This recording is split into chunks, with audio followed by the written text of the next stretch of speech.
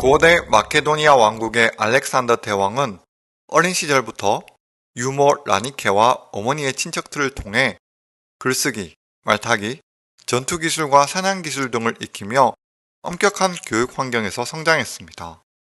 알렉산더가 13살이 되던 해 아버지 필리포스 2세는 좀 더 전문적인 교육을 받게 하기 위해 전문교사를 물색하였습니다. 그 중에는 이소크라테스가 있었는데 그는 당대 지식을 자랑삼아 상대방을 억누르는 소피스트에 반박하여 그리스 전역에서 많은 제자들이 모인 철학자였습니다. 또한 플라톤의 조카이자 아카데미아의 원장이었던 스페오시포스 같은 학자들도 고려했는데 스페오시포스는 자신이 알렉산더 왕자의 교사가 된다면 아카데미아 원장 자리를 물러나겠다고도 제안했습니다. 필리포스 2세는 여러 명의 교사 후보들 중에서 결국 아리스토텔레스를 선택했고 미해자의 림프스 신전을 교실로 제공했습니다. 이 당시 아리스토텔레스는 40세 정도의 나이였으며 아리스토텔레스 또한 마케도니아 왕국 출신으로 스타게이로스라는 마을에서 태어났습니다. 아리스토텔레스의 아버지 니코마코스는 알렉산더 3세의 할아버지이자 필리포스 2세의 아버지인 예전 마케도니아 왕 아민타스 3세의 친구이자 주치의였습니다. 아리스토텔레스는 17세에 집을 떠나 다른 지중해 연안의 귀족처럼 아테네로 유학을 갔고 20년 동안 아테네에 머물면서 플라톤의 제자로 학문을 익혔습니다. 그는 아테네에서 공부하며 생활하는 동안 이방인이었기 때문에 아테네인들에게 그리 환영을 받지 못했는데 아테네와 마케도니아가 긴장될 때마다 대중마저 그를 적대했습니다.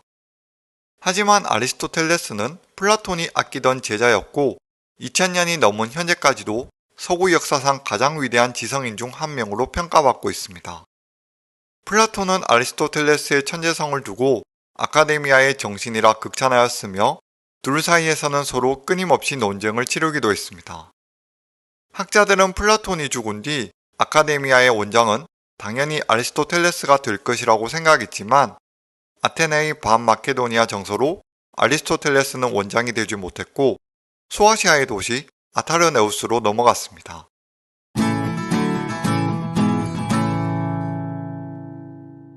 아리스토텔레스와 플라톤 둘 사이에서 대립하고 있던 부분은 서로가 정치에 대해 다른 관점을 보이고 있었던 점입니다.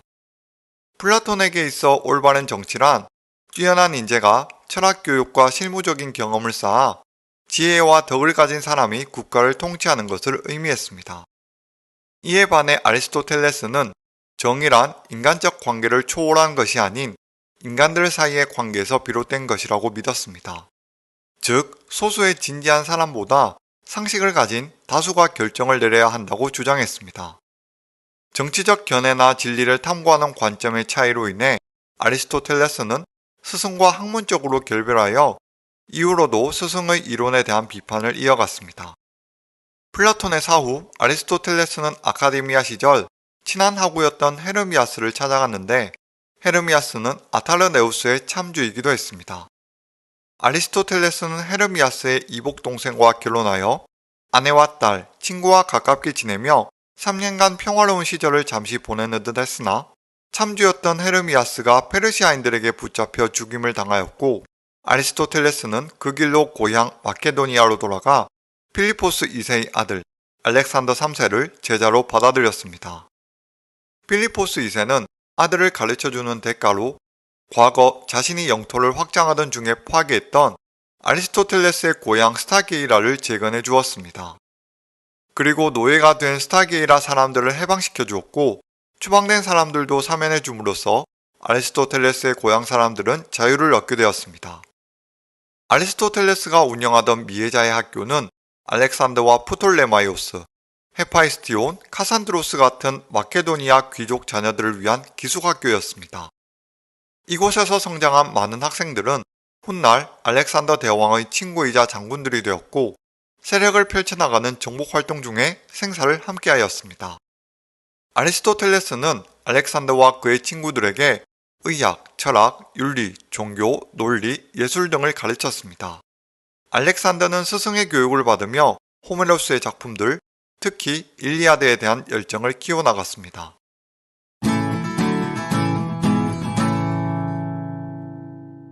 아리스토텔레스가 알렉산더에게 많은 영향력을 끼쳤다는 것에 대해 일부 학자들은 그럴 가능성이 매우 적다고 주장하기도 합니다. 특히 1950년대의 노벨문학상 수상자이자 가장 위대한 논리학자로 알려진 버트런드 러셀이 지은 러셀 서양 철학사는 철학사에서 독보적인 정전으로 평가받는데 그는 저서를 통해 둘 사이의 사상적 영향력은 적을 것이라 말했습니다.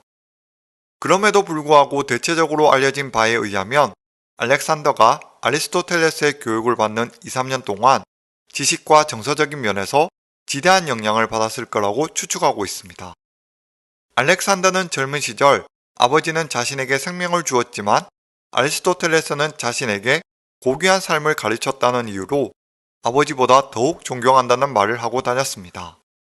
하지만 세월이 흘러 알렉산더의 대외 원정 기간 동안 마케도니아 왕권 강화에 신경을 쓰던 중 그리스 우월주의 주장을 꺾지 않는 아리스토텔레스와 대립하여 정치적 이해관계로 그의 조카를 처형하게 됩니다.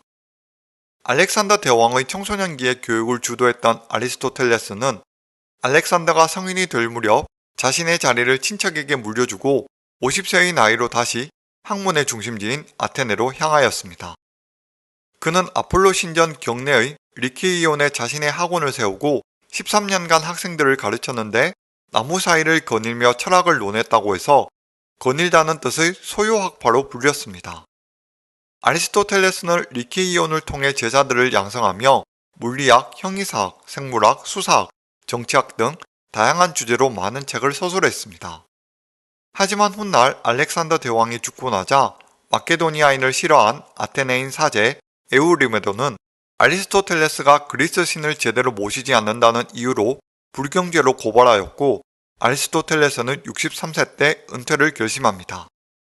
그는 어머니 쪽 고향인 에우보이아의 칼키스라는 작은 섬나라로 탈출하였는데 아테네로 하여금 철학의 2번 죄를 짓게 하진 않겠다라는 말을 남겼습니다. 이는 자신의 스승 플라톤을 가르쳤던 대스승인 소크라테스가 오래전 아테네의 악법에 따라 독약을 마시고 억울하게 죽은 것에 대해 의식한 말이기도 했습니다. 오늘은 알렉산더 대왕 시리즈 4번째 시간으로 알렉산더의 스승 아리스토텔레스에 대한 이야기로 정리해보았습니다. 다음 알렉산더 시간에는 아리스토텔레스에서 받던 교육이 끝나고 필리포스 2세가 북쪽 트라키아와의 전쟁을 떠났을 때 알렉산더의 섭정과 계승자로서의 경험을 다루도록 하겠습니다. 알렉산더 시리즈는 채널 내 재생 목록 3개사를 통해 볼 수 있으며 그럼 끝까지 시청해주셔서 감사드립니다. 평안한 하루 보내세요.